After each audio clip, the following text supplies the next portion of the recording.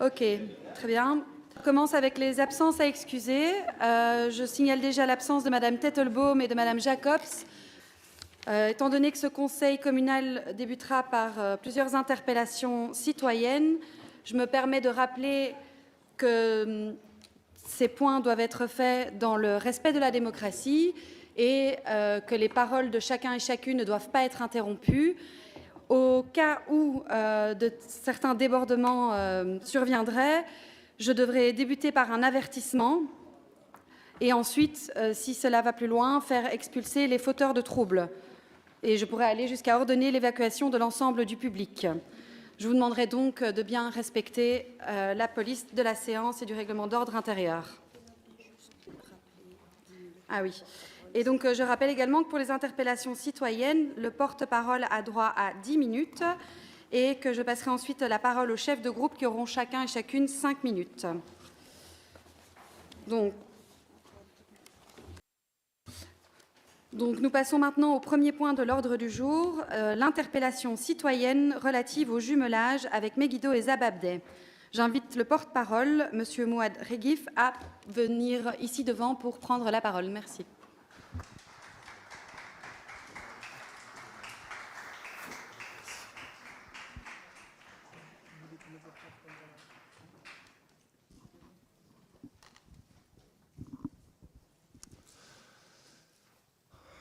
Monsieur le bourgmestre, mesdames et messieurs les membres du collège, mesdames et messieurs les membres du conseil communal, bonsoir, goedenavond, salam alaikum. Je tiens à rappeler que je suis ici en tant qu'Ixellois depuis toujours et je l'espère pour toujours. Je suis ici parce que j'ai dénoncé et condamné ce jumelage dès son établissement en 2012.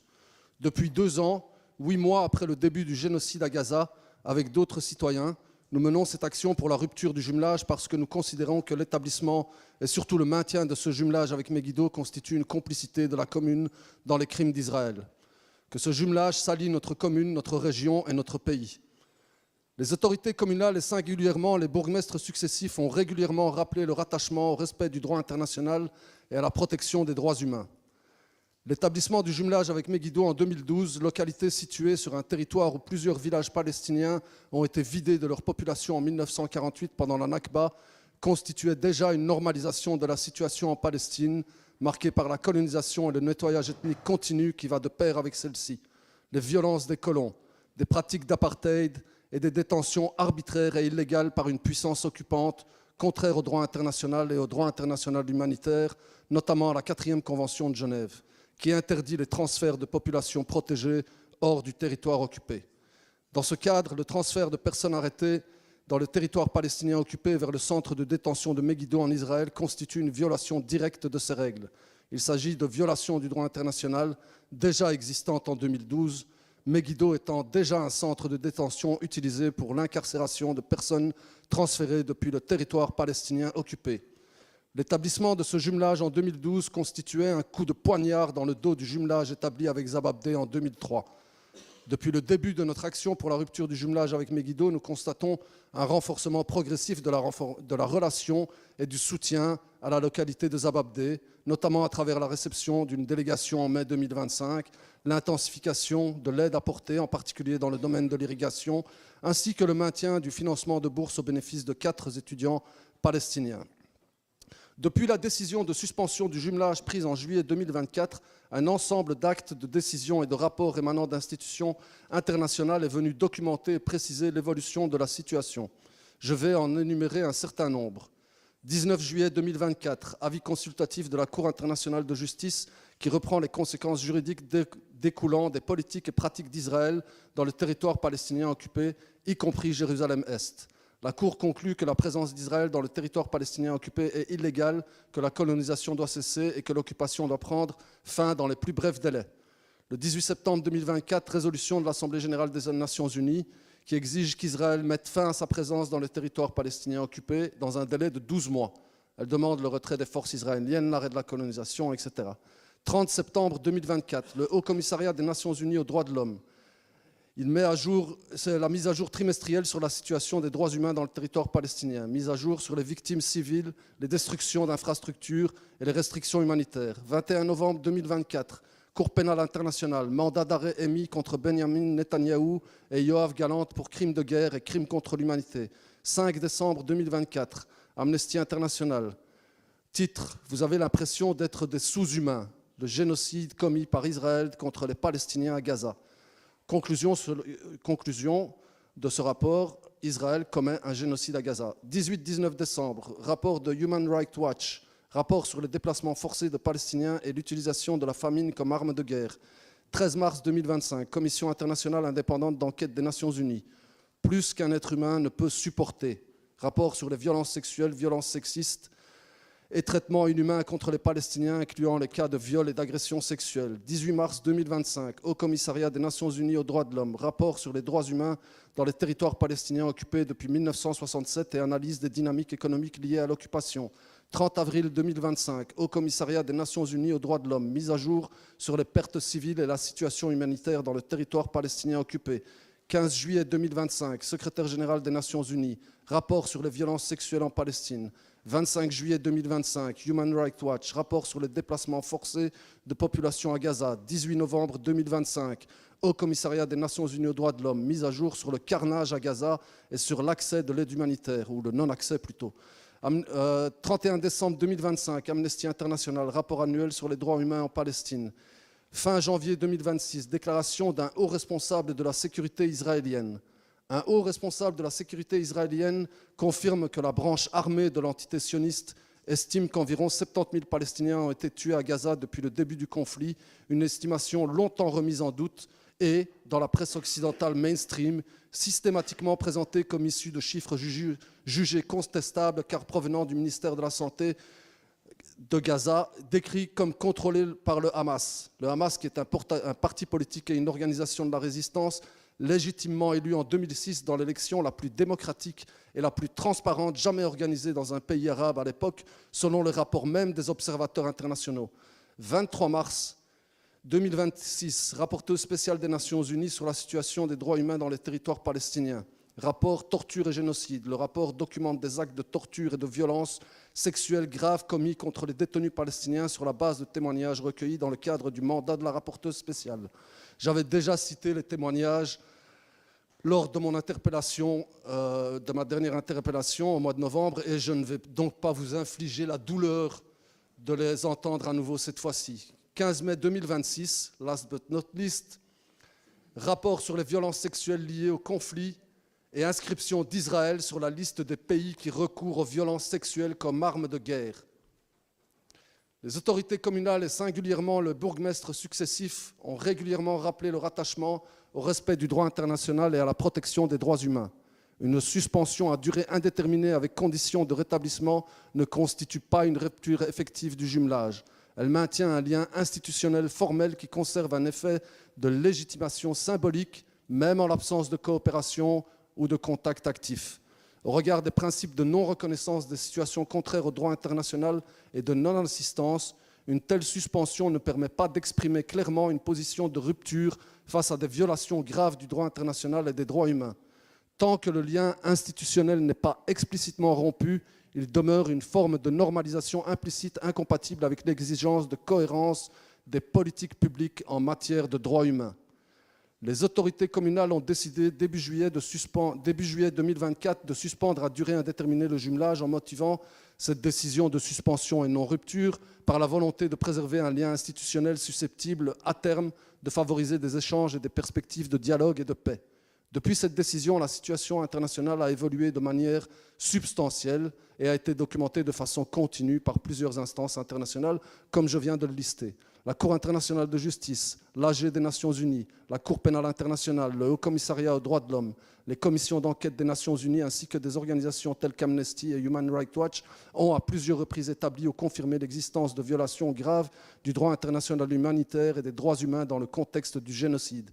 Ces développements successifs traduisent une aggravation continue de la situation et une consolidation des constats portés par les institutions internationales, rendant de plus en plus hypothétique, à court ou moyen terme, la perspective d'un processus de paix crédible reposant sur des relations institutionnelles normales. Dans ce contexte, l'urgence est aujourd'hui d'envoyer un message politique clair et cohérent face à une situation documentée par de multiples instances, plutôt que de maintenir l'idée d'une possibilité de dialogue futur devenue hautement incertaine. Dans ce contexte, les arguments ayant motivé la non-rupture en juillet 2024 apparaissent aujourd'hui dépassés au regard de l'évolution des faits et des positions des organisations internationales qui convergent vers une caractérisation de la situation comme relevant de violations graves et répétées du droit international et parlent tous d'un génocide, ou toutes d'un génocide.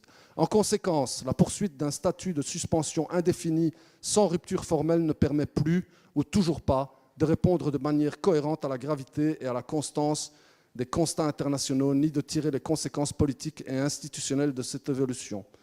Au regard des constats des institutions internationales, au regard du caractère déjà problématique de ce jumelage, au regard de l'ensemble des actes posés par la commune depuis le début de notre action, à savoir la déclaration de solidarité avec le peuple palestinien, l'usage du terme génocide pour décrire ce qui se passe, la pose du drapeau palestinien dans la salle du Conseil, l'analyse des contrats communaux, d'ailleurs on n'a pas eu de nouvelles là-dessus, ce que ça a donné, cet audit, des contrats communaux, le renforcement du soutien à Zababdeh et dernièrement l'inauguration d'une rue Naïm Kader, inauguration pendant laquelle le bourgmestre a tenu un discours que je considère comme une lecture anachronique et même révisionniste des positions politiques de Naïm Kader. J'ai 2 questions à poser pour conclure et une demande. D'une part, une demande d'explication politique sur le maintien du refus de rompre définitivement le jumelage avec Megiddo. D'autre part, une question sur la cohérence du discours institutionnel de la commune que j'avais déjà posé au mois de mai et à laquelle il avait été répondu qu'il n'y avait pas d'incohérence malgré des positions publiques divergentes entre la présidence du Conseil et le Collège. Question que j'ai également réitérée dans le mail de demande de cette interpellation. Nous exigeons toujours la rupture de ce jumelage avec Megiddo. Et comme l'ont fait les groupes politiques émers et engagés au moment de la suspension en juillet 2024, alors qu'ils étaient dans l'opposition, nous demandons qu'un débat public soit organisé au Conseil communal, suivi d'un vote public sur cette rupture. Je suis impatient d'entendre la réponse de ces 2 groupes, aujourd'hui dans la majorité, à cette requête et de voir s'ils sont cohérents dans leur prise de position politique. Je vous remercie pour votre attention. Merci, Monsieur Reguif. Je passe maintenant la parole aux différents groupes. Est-ce qu'il y a des groupes qui souhaitent intervenir? Madame Antoine, je vous en prie. Merci beaucoup et merci beaucoup pour cette nouvelle intervention. Ça fait évidemment plusieurs fois qu'on est là pour vous entendre et pour réagir. Et je voudrais vous féliciter pour votre ténacité. Voilà, merci.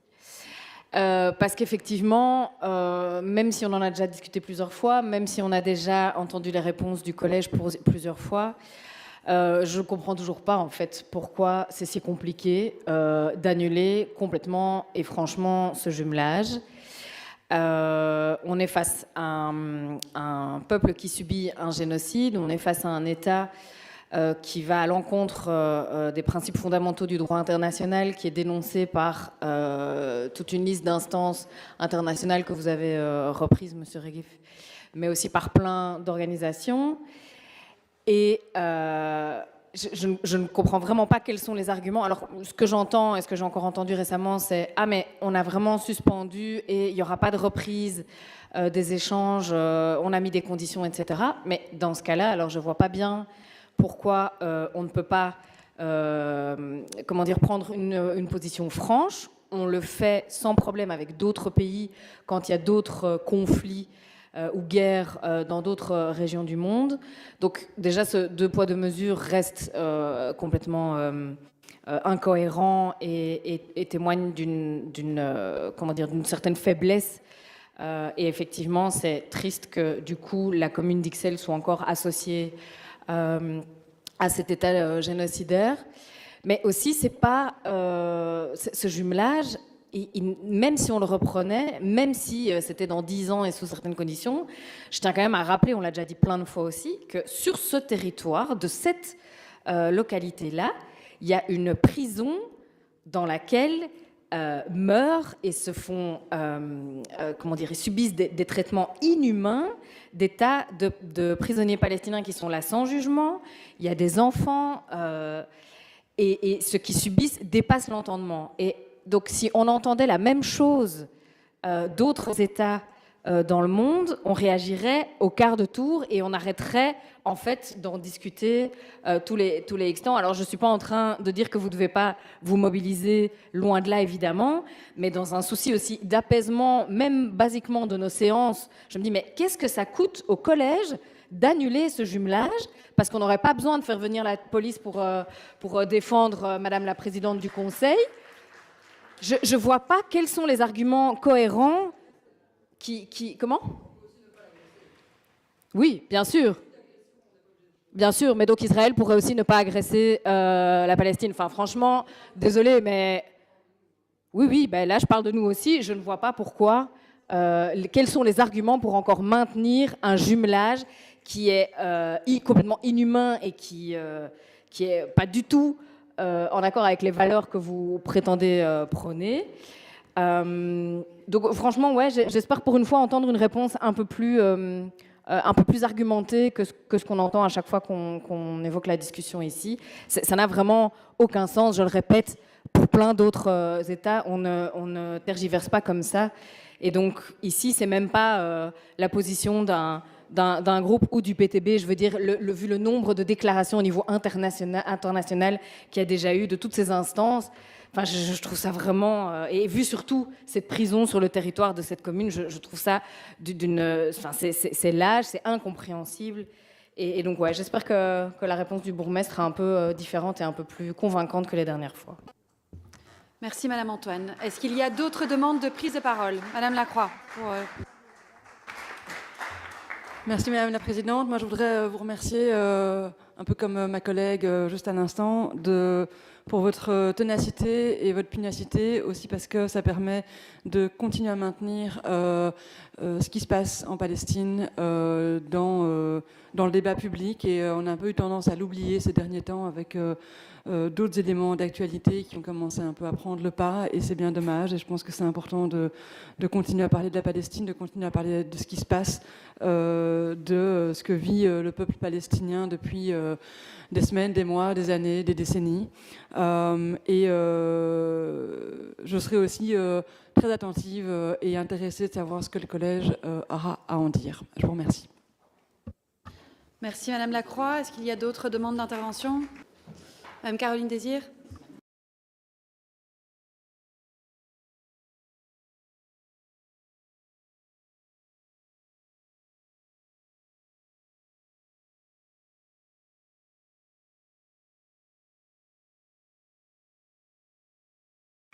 Non. Alors je passe la parole à Monsieur le bourgmestre. Merci Madame la Présidente, merci Monsieur Réguif. Permettez-moi tout d'abord de m'étonner que vous osiez dans vos premières phrases utiliser le terme maintien du jumelage. M'étonner que le PTB, qui je pense a été très attentif à cette question, utilise également le terme maintenir. Parce que c'est tout l'inverse. C'est tout l'inverse. Il n'y a plus aucune relation, plus aucun lien, rien du tout, ni avec Megiddo, ni avec l'État d'Israël.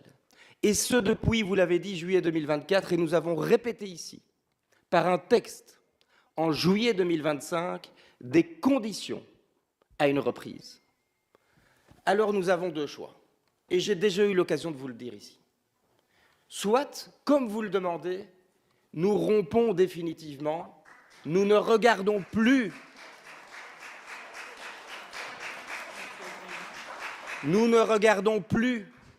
les exactions génocidaires d'un État contre un autre, une entreprise de colonisation que nous pensons dépassée parce que condamnée par la communauté internationale, et on détournerait le regard. Et on aurait effacé l'histoire, et on se serait dit que nous avions bonne conscience. Soit le chemin, en fait, plus courageux, mais que vous ne voulez pas voir, qui est celui que nous avons pris, qui est de dire, nous dénonçons la situation, nous dénonçons les exactions au droit international, nous dénonçons les exactions au droit international humanitaire, et tant qu'elles auront encore lieu, parce que nous les regardons en face, nous n'aurons jamais de lien. C'est ça la position que nous avons prise. Et ce que je ne comprends pas, c'est que ça puisse être encore l'objet d'un débat entre nous où il y a des jeux de mots, quand nous avons une position qui est forte. Cher public, regardez sur la gauche, vous y verrez d'abord le drapeau français, parce que nous avons un jumelage avec une ville française. Vous y verrez ensuite le drapeau congolais, parce que nous sommes jumelés avec Kalamu au Congo. Vous y verrez ensuite le drapeau palestinien, parce que nous sommes jumelés avec Zababdé. Et enfin, le drapeau européen. Point. Il n'y a rien d'autre. Aucune commune dans ce pays n'a invité ces dernières années, et certainement depuis octobre 2023, un représentant d'une autorité quelconque palestinienne. Seul XL l'a fait. Aucune commune n'a baptisé un nom de rue pour l'éternité dans son espace public d'un militant pour la libération de la Palestine et la reconnaissance de l'État palestinien dans des frontières sûres et reconnues par la communauté internationale. Aucun ne l'a fait. XL l'a fait. Et nous l'avons fait par une décision du Conseil communal de septembre 2025. Nous avons fait une cérémonie d'inauguration. Les autorités palestiniennes y ont participé, tantôt parce que l'ambassadrice y était présente, tantôt parce que la nouvelle mairesse de Zababdé était avec nous en ligne. Et il y a des gens qui devraient être avec nous à la cause, qui se sont mis en dehors de la cérémonie, qui se sont mis frontalement et s'y sont opposés parce qu'ils utilisent un jeu de mots et qu'ils continuent de dire qu'il y a maintien là où il n'y a plus aucun lien. Et il n'y a plus aucun lien et il y a des conditions qui sont mises, celles du respect du droit international, du respect du droit international humanitaire, de l'intégrité du peuple palestinien et de la reconnaissance d'un État palestinien. Voilà la position politique. Il n'y en a pas d'autre. On peut discuter quand vous voulez encore. Et vous pouvez revenir ici. Et vous aurez des groupes qui vous diront que vous êtes tenaces. Il y a tant de combats à mener que permettez-moi d'être un petit peu énervé, un petit peu grandiloquent peut-être, un petit peu passionné. Parce que la situation est tellement dramatique. Nous l'avons condamné ici. J'ai eu l'occasion de dire ici le terme génocide. Quand est-ce que vous m'avez entendu dire qu'il n'y avait pas une prison avec des exactions, que ce n'était pas si grave, que jamais ces mots n'ont été sortis. Il y a tant de combats à mener et les actions sont prises par la commune d'Ixelles, politique en nommant l'espace public, politique en soutenant la ville de Zababdé et seulement cette ville-là. Ces actions sont prises. Nous avons écrit au ministre des Affaires étrangères parce que nous sommes inquiets de la situation en Cisjordanie. Depuis que le gouvernement, avec l'extrême droite en Israël, a défini un plan d'annexion de Jérusalem-Est et qu'il y a une multiplication des colonies en Cisjordanie, en ce compris dans la ville avec laquelle nous sommes jumelés, nous dénonçons tout cela. Aucune autre localité, aucun autre pouvoir politique n'a fait autant que nous ne l'avons fait. Permettez-moi d'être un petit peu passionné dans ma réponse, parce que je ne comprends pas que sur un jeu de mots où vous utilisez le terme maintien là où il n'y a plus rien, et vous le savez, c'est écrit, ce soit encore ici l'objet du débat. Quelle perte d'énergie, quelle perte de temps. C'est partout ailleurs qu'il faut aller sonner aux portes, c'est partout ailleurs qu'il faut ouvrir les yeux, c'est partout ailleurs qu'il faut alerter sur la situation, mais pas ici en fait. Et vraiment, j'ai un sentiment d'incompréhension, d'indignation, parce que je me dis cette énergie qui est tellement mobilisée et qui est tellement adressée au mauvais endroit. Est-il possible de la rendre constructive et d'aller à un endroit où des gains peuvent être obtenus, où des consciences peuvent être éveillées? Est-il possible de réaliser cela? Et je suis désemparé par votre obstination de jouer sur les mots ici à Ixelles. Je vous remercie. Merci, monsieur le bourgmestre. Monsieur Réguif, je vous redonne la parole. Je rappelle que ceci est un droit de réplique et donc l'objet n'est pas de relancer la discussion, mais bien de vous donner la possibilité de répondre. Excusez-moi, après avoir passé par les prisons israéliennes, je peux vous dire que la moindre des choses, en tant que collège et échevin, c'est de ne pas reconnaître ont rien un État d'Israël génocidaire. C'est des êtres complètement déshumanisés. J'ai passé par ces prisons. Je peux vous dire que la seule façon, c'est ne pas accorder, couper complètement tout ce qui touche Israël. La parole vous revient. Vous pouvez Le mettre droit de ça, réplique s'il vous plaît, revient, pardon. en plein écran. Mais désolé, il n'y a pas de présentation pour ce droit de réplique. Vous avez C'est pas une simplement. présentation, c'est juste il y a 3 slides, c'est pas je vous en mobile, prie, rien du s'il vous tout, plaît. c'est pas trop fatigant intellectuellement. C'est pour répondre en fait à l'argument qu'on entend à chaque fois que ce serait un gouvernement d'extrême droite avec des partis d'extrême droite. Je vous invite, vous pourrez les regarder après, les sondages sur ce que disent les juifs israéliens sur les Palestiniens, sur les habitants de Gaza, sur les Palestiniens qui ont la citoyenneté israélienne, et les pourcentages sont effarants. C'est de très très larges majorités qui sont pour la déportation des populations palestiniennes qui sont israéliennes aussi, et pour celles des territoires occupés, et pour le massacre de tous leurs ennemis. Alors pour vous, vous appelez ça un jeu de mots, mais on parle français, et vous faites de la politique, et la politique, ça consiste essentiellement en des mots. Donc les mots sont importants. On n'a pas parlé de maintien, on a parlé d'un jumelage maintenu malgré sa suspension. Il existe toujours. Alors c'est vous qui jouez sur les mots, c'est pas moi. Le jumelage n'est pas rompu. Pour répondre aux groupes politiques qui m'ont répondu, merci. J'aurais aimé quand même que vous vous positionniez au moins sur le point de la demande de débat public. Est-ce que vous nous rejoignez pour ça ou pas? Je constate le manque de courage, pour ne pas dire un autre mot, le silence facile des groupes qui étaient soit déjà dans la majorité, soit qui étaient dans l'opposition et qui demandaient un débat public à ce moment-là, mais qui aujourd'hui ne se prononcent pas du tout, et en tout cas pas pour la rupture. Donc voilà, je peux faire que le constat de ce manque de courage et de cohérence. Donc ce que vous dites dépend en fait, est-ce que vous êtes dans la majorité ou est-ce que vous êtes dans l'opposition. Sur l'accusation d'être venu là frontalement pendant l'inauguration, j'étais là, on a embêté personne, on n'était pas frontalement, on s'est arrêté devant le ruban parce qu'on n'avait pas compris que c'était le ruban d'inauguration et on pensait que c'était une limite pour les gens qui n'étaient pas invités. On n'a fait aucun bruit, on n'a rien fait du tout, donc cette accusation, je la réfute. Et dernier point, vous nous dites d'aller voir ailleurs.